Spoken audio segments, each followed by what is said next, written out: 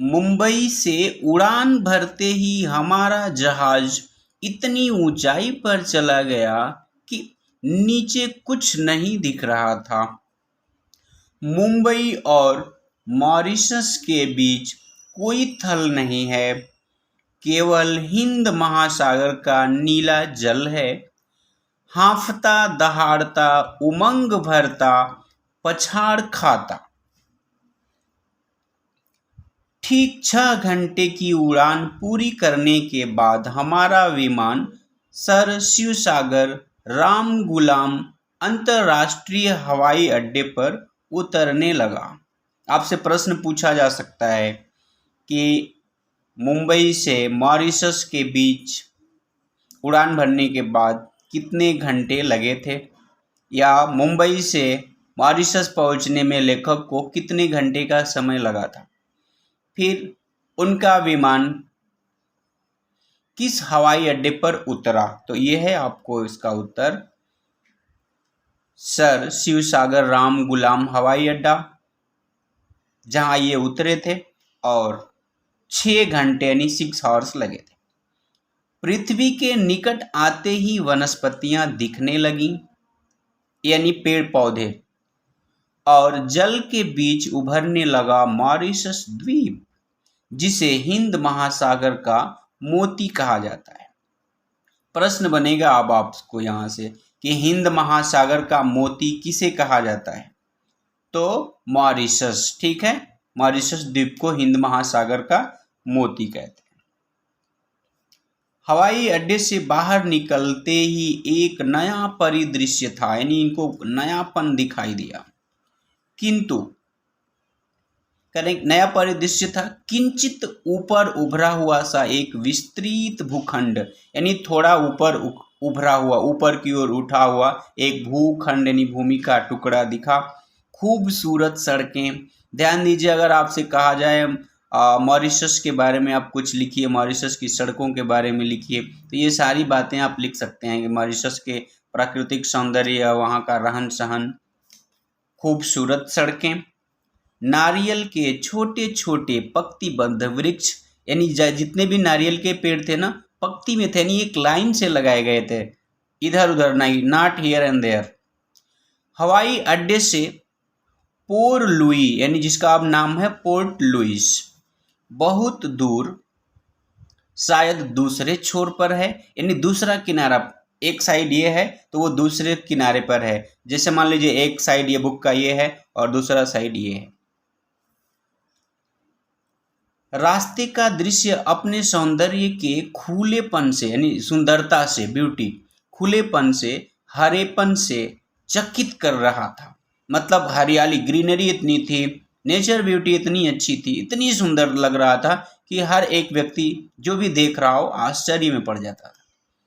क्षितिज एक फैली हरियाली, यानी धरती पर हरियाली ही हरियाली है। गन्ने के खेत, गन्ना यानी शुगर केन, हमनी के भोजपुरी में होकर ऊख कहल जाला, पूरा ऊखी का खेत रहे, गन्ने का खेत। ठीक, फिर ऊंची ऊंची असम भूमि, असम मतलब होता है जो भूमि बराबर नहीं है, मतलब कहीं ऊंचा कहीं नीचा। ठीक है, ऊंची ऊंची असम भूमि, कहीं ऊंचा है कहीं नीचा है, कहीं कहीं टीले हैं, यानी छोटे छोटे पहाड़ी जैसे, बहुत छोटे छोटे पहाड़ और टीले में बहुत अंतर है। कुछ टीले जो है ना 1-2 फीट ऊंचाई के भी हो सकते हैं। फिर कहीं छोटी पहाड़ियां हैं, छोटे छोटे वृक्ष, केले के बगीचे। किसके बगीचे हैं? केला, केला पता ही होगा आप सभी को, बनाना। ठीक है, तो केले का बगीचा था। तेज रफ्तार से गाड़ी भाग रही है, जैसी सड़कें वैसी ही कीमती कारें।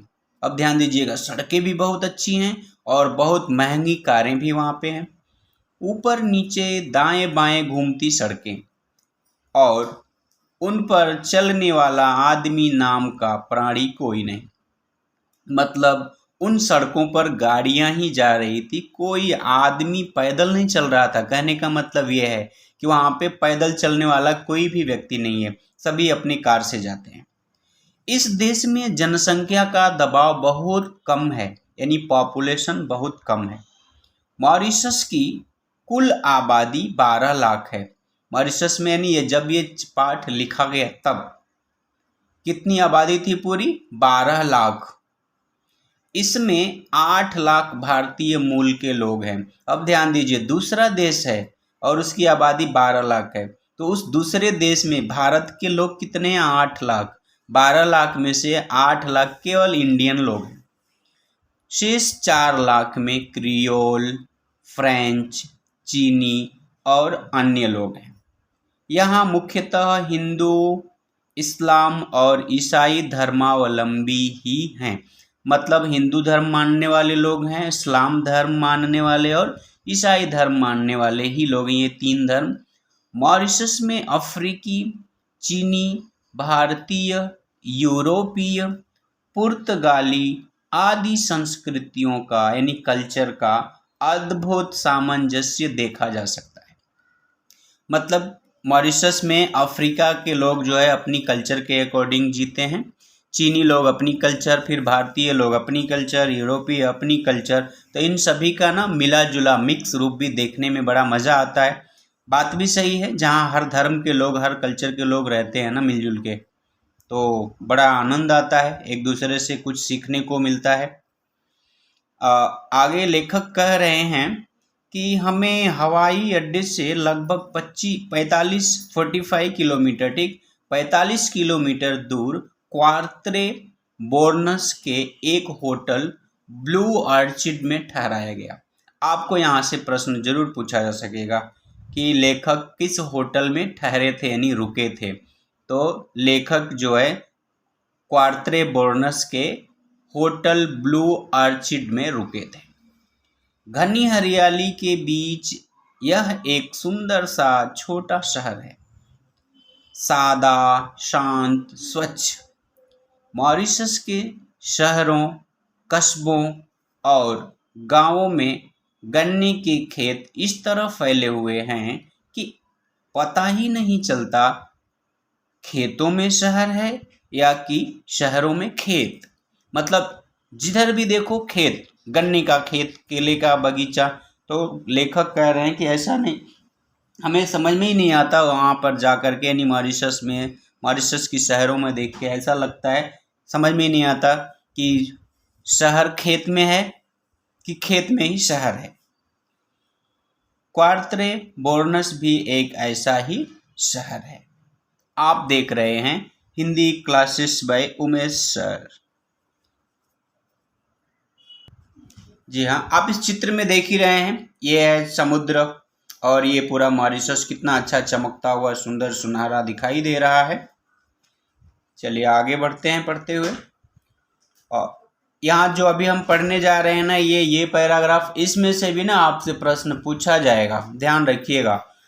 होटल से तैयार होकर हम लोग, यानी देखिए लेखक के साथ और कौन कौन लोग थे, तो मैं यानी लेखक, फिर अरुणेश, नीरव, रामदेव शुक्ल, सत्यदेव त्रिपाठी और प्रकाश उदय, ये लोग लेखक के साथ साथ थे। पूछा जाएगा आपसे लेखक के साथ उनके कौन कौन से मित्र थे।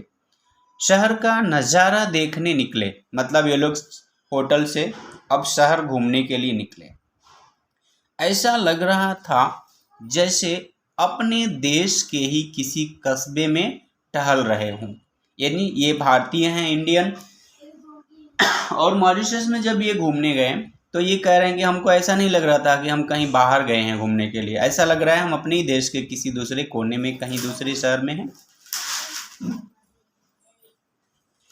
हम सड़कों, मकानों, लोगों और वनस्पतियों को देखते हुए चल रहे थे।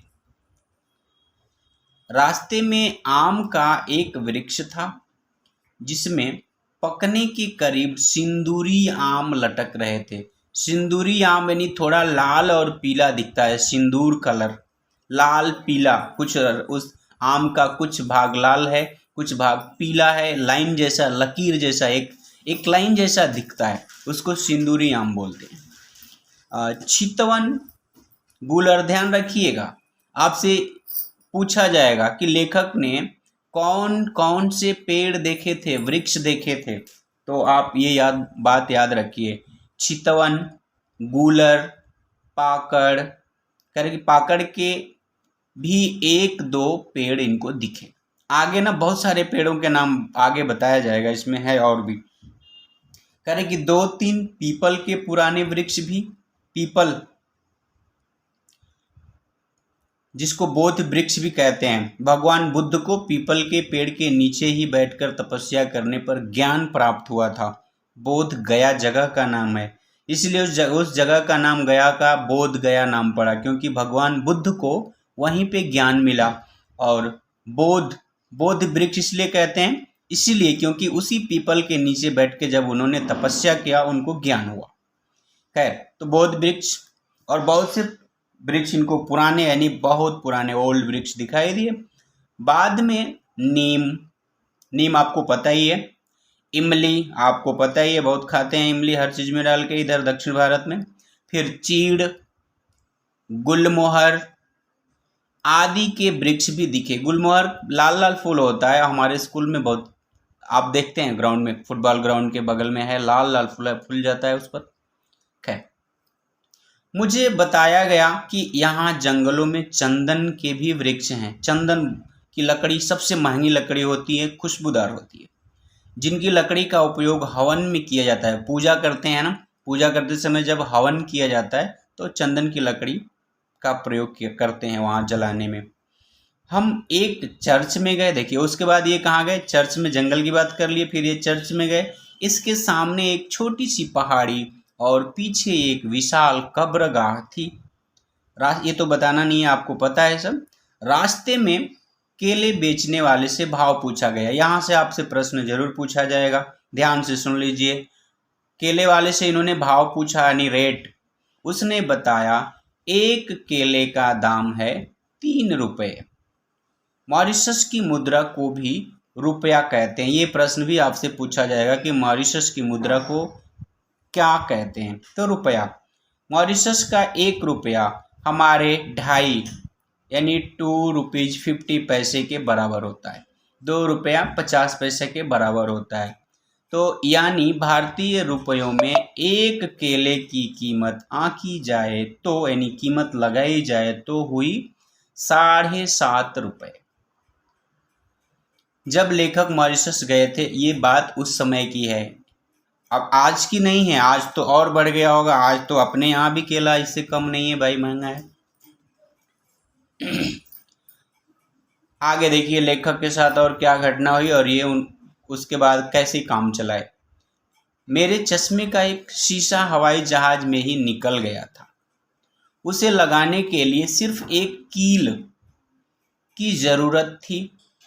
कील यानी एक छोटा सा लोहे का, जैसे ये पेन की आपको नुक दिखाई दे रही है ना, ऐसी कील होती है। खैर, आप पता है चश्मा लगाने वाले भी बहुत लोग हैं, जहाँ से चश्मे को फोल्ड करते हैं वो कील पर ही घूमता है। खैर, लेकिन महात्मा गांधी इंस्टीट्यूट मोका के भारतीय हिंदी अध्यापक सुरेश ऋतुपर्ण ने मुझे सलाह दी कि मैं वहाँ किसी दुकान पर चश्मा ठीक करने को न दूं, बहुत महंगा पड़ेगा। हम लोग बड़ा ये बात सोचते हैं कि जहाँ कम में काम हो जाए चलो वहाँ करेंगे, यहाँ पे क्यों, यहाँ किसी तरह जुगाड़ पे काम कर लेते हैं। हम भारतीय बड़े जुगाड़ लगाने वाले होते हैं। खैर, अंत में सदानंद शाही ने भारत की अप्रतिम टेक्नोलॉजी अर्थात जुगाड़, देखिए आई है ये बात, जुगाड़ से काम चलाऊ कर दिया। उन्होंने किसी प्रकार इधर उधर करके काम चलाऊ कर दिया। आगे अपने यहाँ चल के बनाएंगे, यहाँ ज़्यादा पैसा लगेगा तो क्यों बनाए। आगे देखिए, मॉरिशस में लगभग सारा सामान बाहर से ही आता है। मॉरिशस हिंद महासागर के दक्षिण पश्चिम में स्थित है। ये आपसे प्रश्न पूछा जाएगा कि कौन, मॉरिशस किस देश के किस दिशा में है और कितना दूर है, तो आप ये अच्छे से जरूर पढ़ लीजिए। प्राकृतिक द्वीप माना जाता है क्योंकि यहाँ से निकटतम भूखंड मेडागास्कर 500 मील दूर है। आप देख रहे हैं Hindi classes by Umesh sir. अगर आपके बड़े भाई, छोटे भाई, मित्र, रिश्तेदार में कोई भी सीबीएसई बोर्ड या आईसीएसई बोर्ड पढ़ रहे हैं ना, हिंदी सेकंड लैंग्वेज हो या उनकी फर्स्ट लैंग्वेज हिंदी हो, सीबीएसई में होता है, ध्यान रखिए, फर्स्ट लैंग्वेज कोर्स ए कोर्स बी दोनों ही मेरे चैनल पर पूरा है, प्लेलिस्ट में आप देखिए। आपको भी और कोई पाठ जानना है ना, दूसरा चैप्टर, तो आप प्लेलिस्ट में ढूंढिए, मिलेगा आपको पूरा। अभी के लिए इतना ही इस वीडियो में। आगे पूरा देखने के लिए आप हमारे चैनल से ज़रूर बने रहें और अपने मित्रों के साथ भी शेयर करें। बहुत लोग ना क्या बोलते हैं ना, कंजूसी करते हैं। अब शेयर करने से आपको कुछ जाएगा नहीं, या आप जिस मित्र के पास भेजेंगे ना उसकी भलाई होगी और वो खुश होके आपको दुआ देगा, अरे वाह अच्छा किया आपने मुझे भेज दिया, और या वीडियो सुन के पढ़ के मुझे भी थोड़ा जानकारी हो गई, या मुझे डाउट था मेरा डाउट क्लियर हो गया, तो दुआ मिलेगी भाई। तो आप कुछ ऐसा ही कीजिए जिससे कि आपको दुआ मिले। मैं भी इसीलिए कर रहा हूँ कि आप कुछ सीख लें और दिल से हमें याद करें। चलिए आज के लिए इतना ही। आप जहाँ भी रहें खुशहाल रहें, प्रसन्न रहें और ऐसे रहें कि किसी दूसरे को दुख ना हो। आप किसी के सुख का कारण बने, किसी को हंसाएं, रुलाएं नहीं। धन्यवाद। जय हिंद, जय हिंदी।